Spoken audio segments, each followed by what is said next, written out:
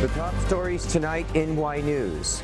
President Ferdinand Marcos Jr. welcomes Czech Prime Minister Petra Fiala in Malacanang Palace, tackles trade, investment, and defense operations. Philippine National Police Chief General Rodolfo Azurin Jr. breaks his silence on the alleged attempt of some officials to cover up the arrest of Police Master Sergeant Rodolfo Mayo Jr. The Department of Justice reveals plans into designating suspended Negros Oriental 3rd District Representative Arnulfo Teves Jr. as terrorist as a Senate panel opens its investigation on the Degamo killing. And Japan vows better security for G7 leaders following the attack on Japanese Prime Minister Fumio Kishida.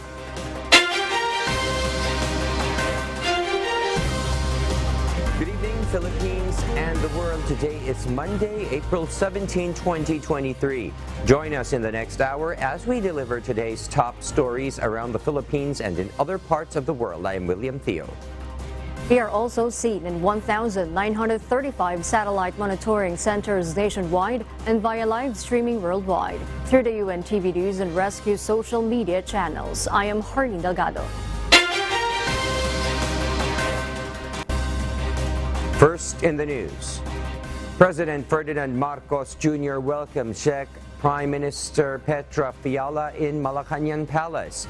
The two leaders discussed several issues, various areas of mutual cooperations, as well as regional and international issues. Nel Maribohok reports. President Ferdinand Marcos Jr. led the welcome ceremony for Czech Republic Prime Minister Petra Fiala in Malacanang as the latter is in the country for a 3-day official visit. After their bilateral talks, the two leaders discussed mutual cooperation such as defense, trade and investment, university linkages, judicial, labor concerns, as well as other regional and international issues. According to President Marcos, they expressed their commitment to strengthen the bilateral relationship of the two countries. I express our commitment to strengthening the bilateral relationship between our two countries. We recognize the importance of building on the existing areas of cooperation and exploring new opportunities for collaboration. I also emphasize the Philippines' strategic location in Southeast Asia and its potential as a gateway to the region, to ASEAN, to the Asia-Pacific. The Prime Minister meanwhile said during the joint statement, the Philippines are a close partner of the European Union and the Czech Republic. He added that he have delegation of Czech businessmen with him here in the Philippines, offering solutions in many fields like in agriculture, aviation, transportation, and space technologies. The Prime Minister emphasized that defense and security cooperation is very important in the two countries' relations.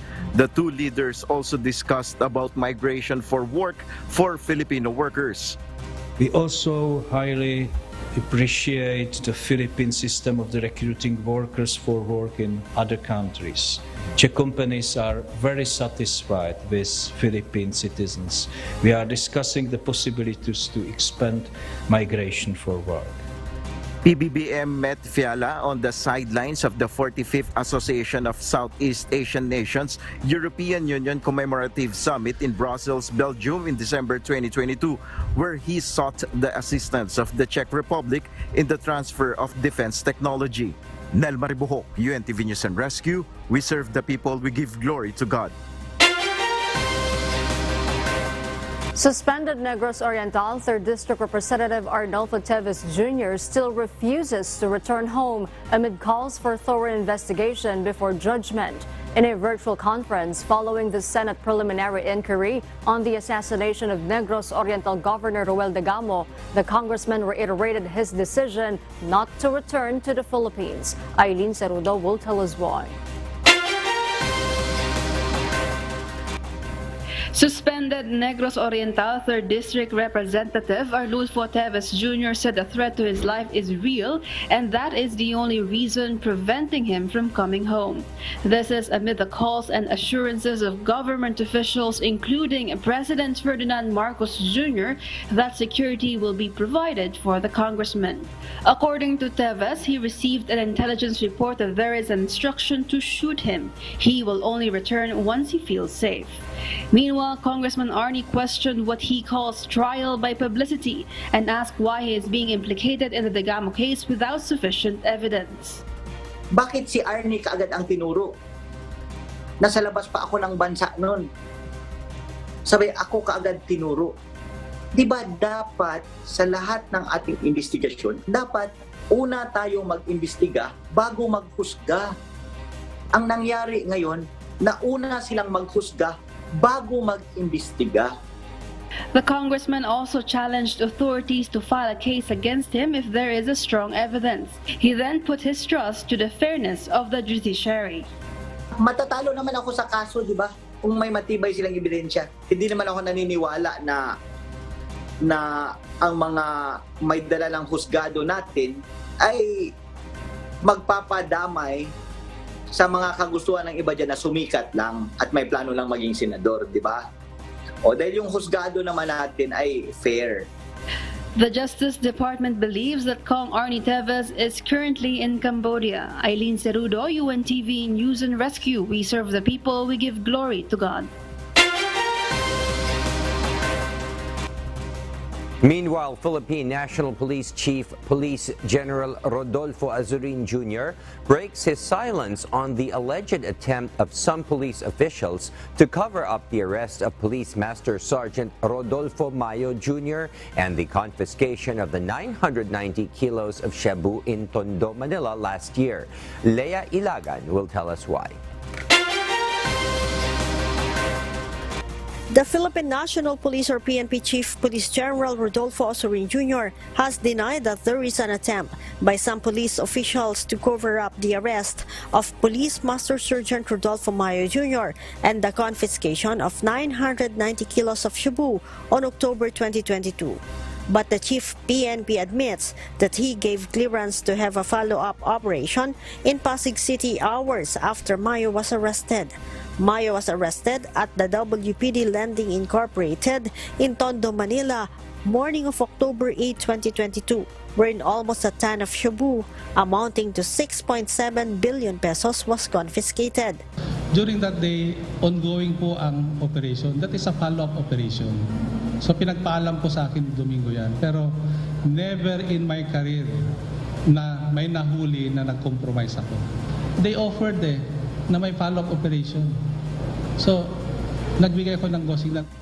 But General Azurin said he never gave permission to use Mayo as arresting officer on the said follow-up operation. Definitely, walang nabanggit sa akin at hindi nga ako papayag din, Leia. Because he was arrested.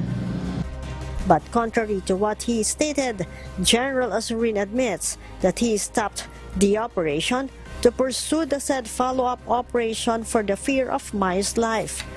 Nung nalaman ko kay Sir Wilkins yun, na ang may hawak kay Mayo ay si Ibanez, I called Domingo, pabalikin mo, diba? Kasi yung instinct ko is baka patayin si Domingo because hawak siya ng team leader niya eh. Pabalikin mo pero wag mong sabihin na para they act normal. Azurin also admits that he already talked to President Ferdinand Jr. regarding the controversy. He said he even warned the Commander-in-Chief in choosing his replacement after he retired on April 24. That's why I have to warn even the President, Sir, be careful in selecting yung papalit sa akin. Dahil nasurpresa ako, nandoon si Jonel Estomo. Diba? Paano kung sineset up si Jonel doon? How can he be an effective Chief PNP now? Ang sa akin lang is, I am for warning yung mga candidate ng Chief PNP. Huwag tayong papicture ng papicture, baka ikinakahon tayo ng mga yan. Estomo is currently the number 3 man of the PNP and the Deputy Chief for Operations. He is one of the top contenders for Chief PNP post. Leia Ilagan, UNTV, News and Rescue. We serve the people. We give glory to God.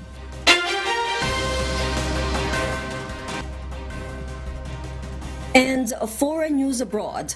The Ministry of Health said on Sunday that the family of a Filipino woman who passed away around 4 days after receiving a COVID-19 vaccine booster shot received 225,000 Singapore dollars or 169,122 US dollars under the Vaccine Injury Financial Assistance Program. Ruth Bahe will tell us why live.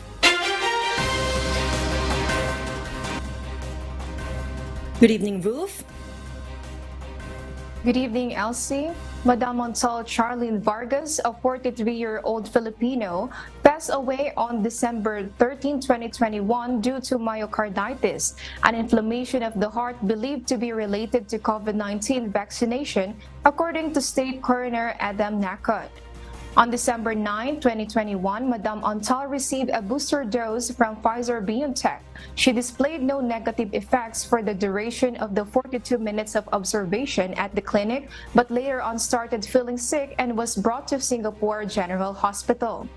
Madam Montal admitted that she had no family history of congenital or inherited heart conditions. Despite receiving appropriate medical care, her health quickly worsened and passed away on December 13, 2021. The Vaccine Injury Financial Assistance Program, or VFAP, ruled out that the COVID-19 vaccination had caused her demise, therefore decided to give Madam Montal's family in the Philippines a one-time financial assistance of 225,000 Singapore dollars. This was the second death in Singapore due to the COVID-19 immunization, according to the Ministry of Health. So as a precautionary measure, advised people to avoid strenuous physical activities or exercising after vaccination to avoid the risk of developing myocarditis. Back to you, Elsie. Thank you, Ruth Bahe, reporting live from Vietnam. We'll share more global stories with you later, but for now, back to you, Harleen. Thank you, Elsie. For those watching our live streaming on YouTube, please click the subscribe button you see on your screen and ring the bell for notification. You may also follow us on Facebook. As a Senate panel opens its investigation on the Dagamo killing, the Justice Department reveals they are looking into designating suspended Negros Oriental 3rd District Representative Arnulfo Teves Jr. as a terrorist. This report will tell us why. The Senate Committee on Public Order and Dangerous Drugs did not allow suspended Negros Oriental 3rd District Representative Arnulfo Teves Jr. to testify virtually today. Senator Ronald De La Rosa, who chairs the committee, says legal issues may arise since the lawmaker's whereabouts remain unknown. For instance, should he lie under oath, De La Rosa explains they will not be able to cite him in contempt and arrest him if he is outside the Philippine jurisdiction and territory.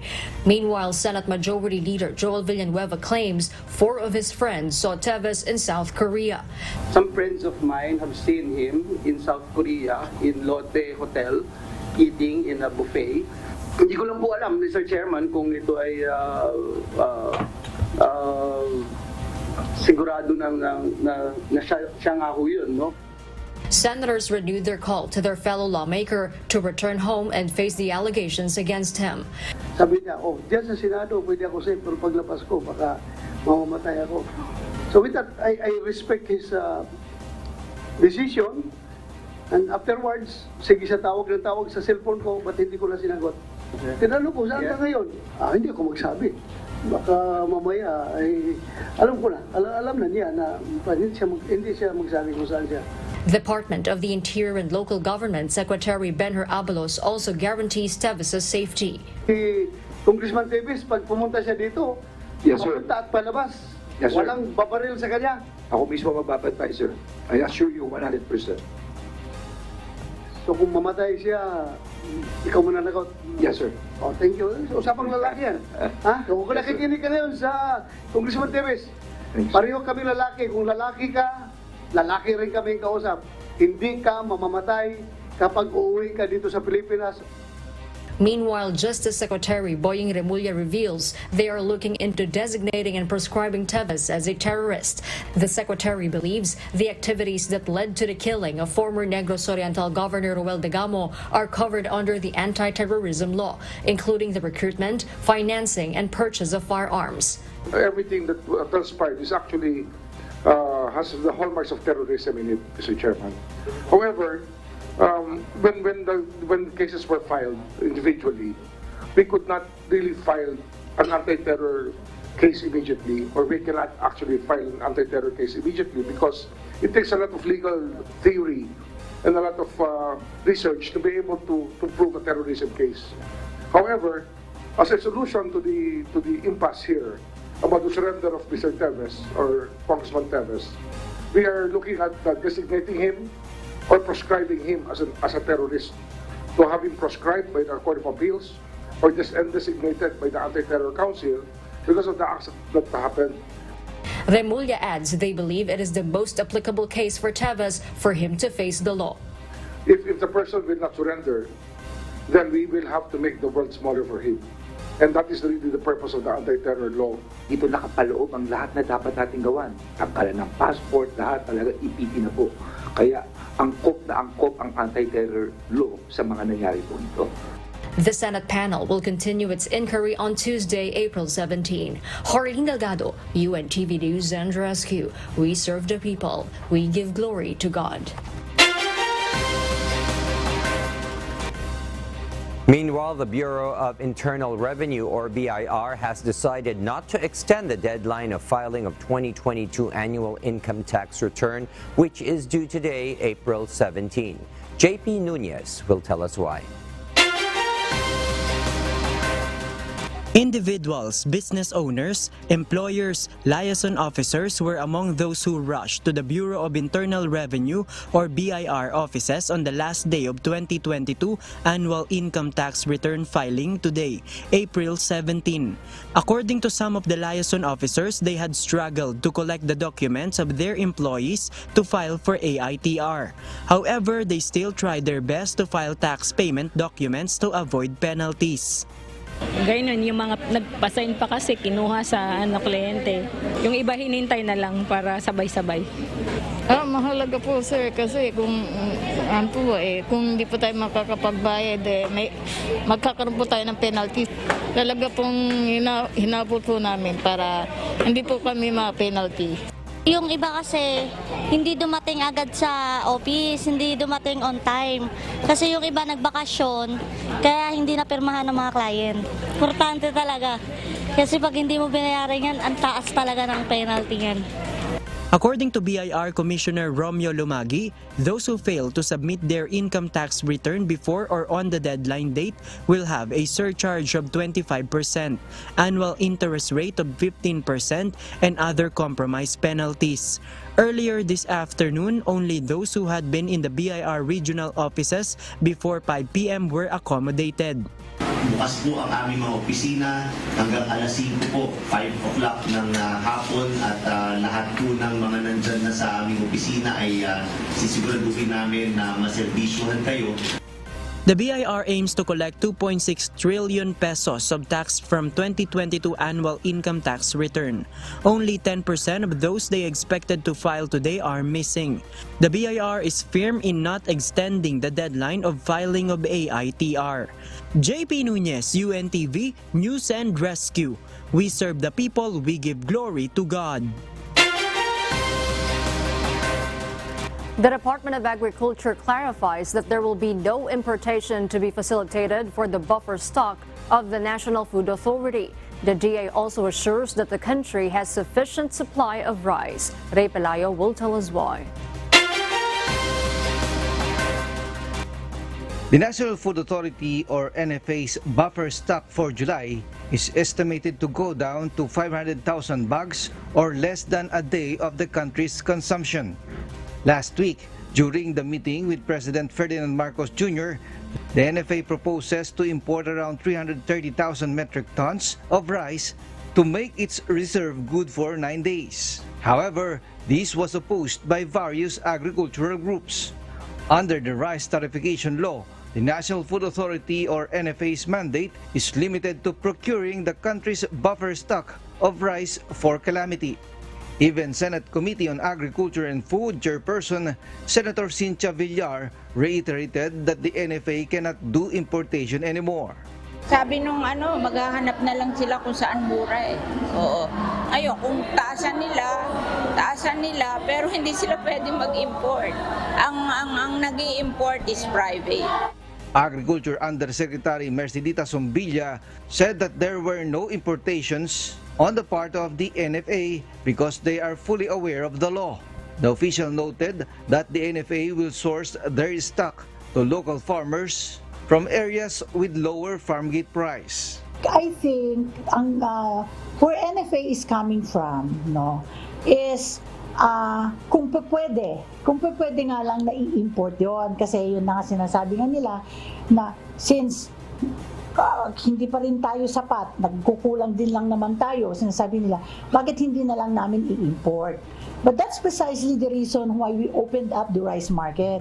Alam naman ni Admin Bioco yung law, but because of yun nga itong mga fears nga na he was really proposing na sana kukunin na lang sa labas. Pero sabi namin, sabi ko sa kanya, I think you can really do that locally.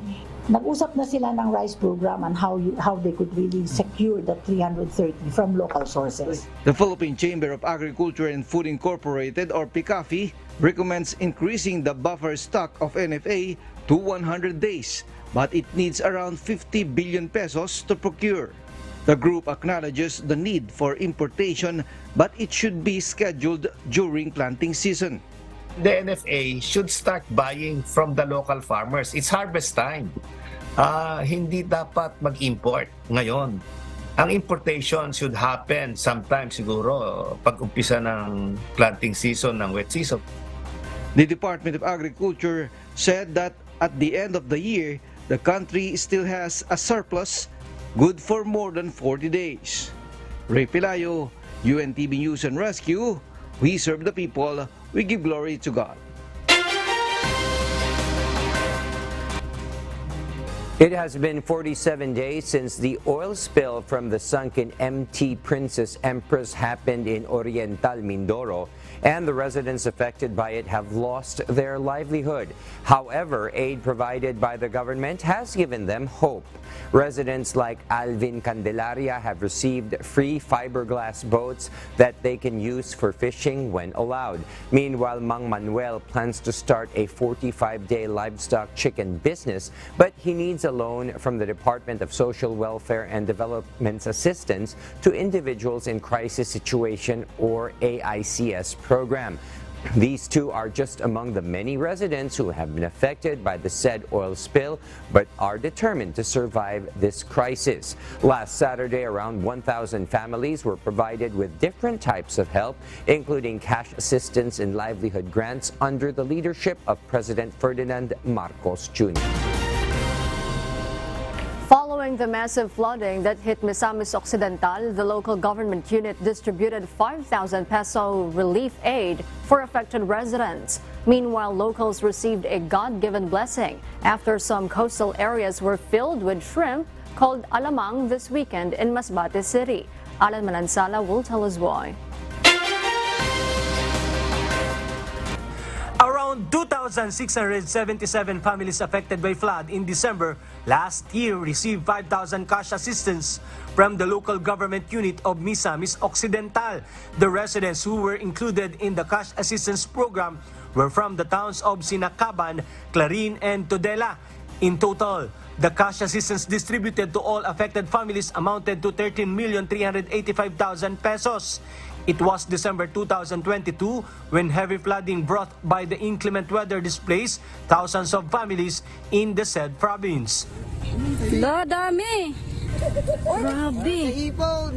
Meanwhile, residents living in the coastal areas of Masbate were blessed with an abundance of a certain type of shrimp called alamang over the weekend. the Buntod Sandbar and Buntod Reef Marine Sanctuary in the province were filled with this seafood variety.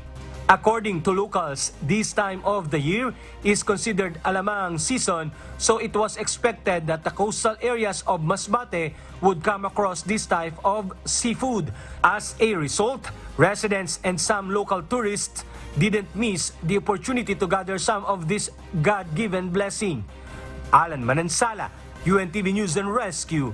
We serve the people, we give glory to God.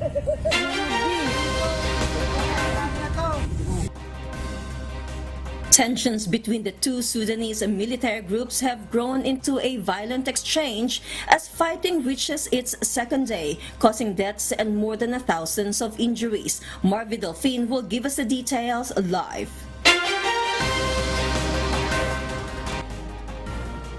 Yes, Marvy?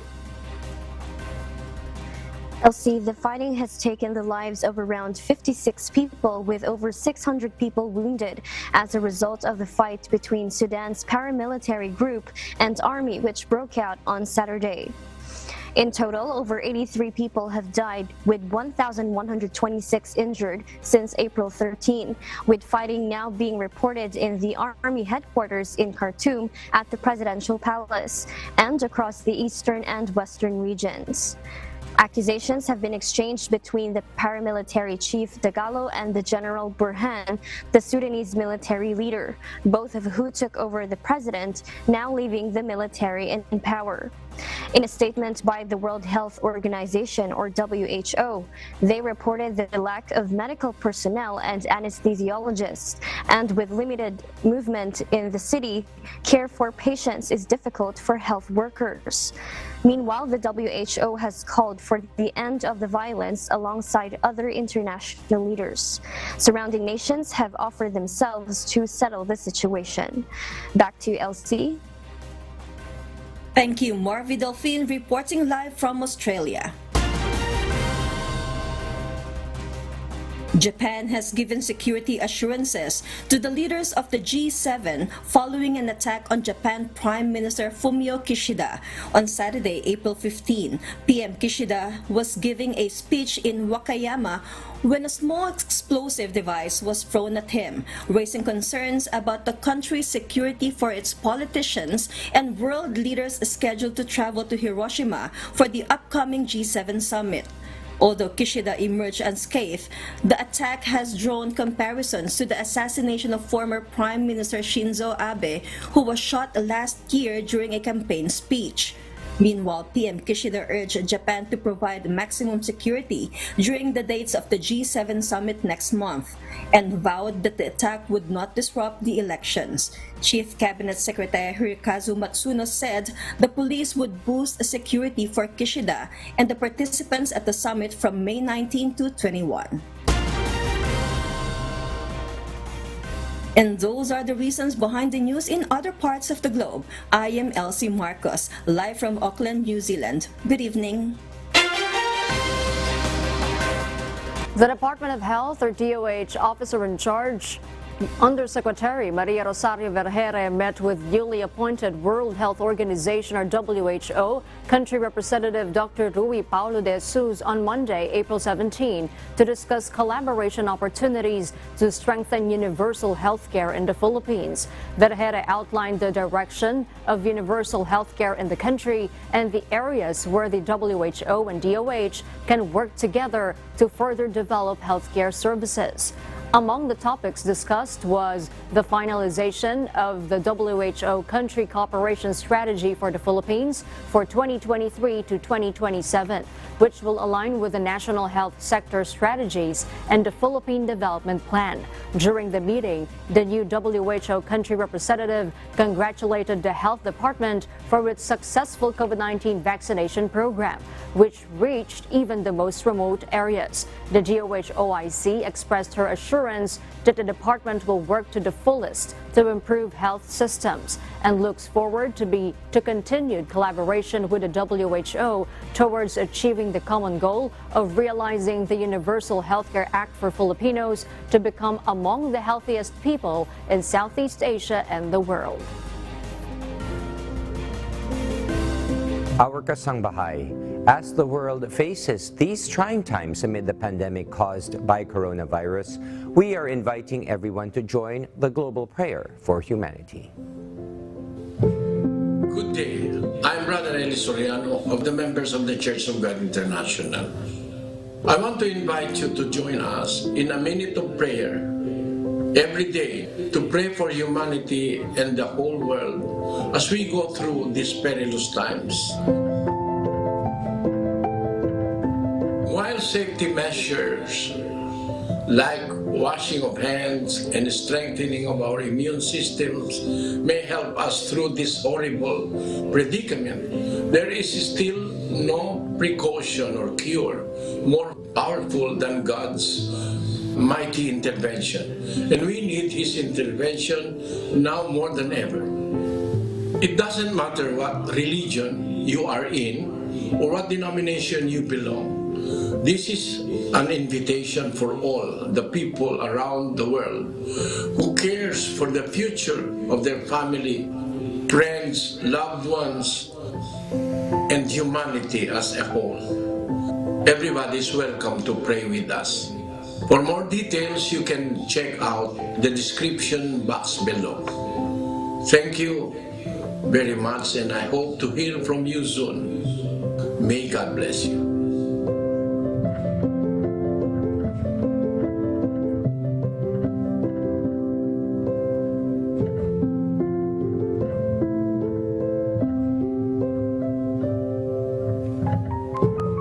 And before we close, we will leave you with a word, giving glory to God. From the book of 1 John, chapter 4, verse 18, it says, "There is no fear in love, but perfect love casteth out fear, because fear hath torment. He that feareth is not made perfect in love."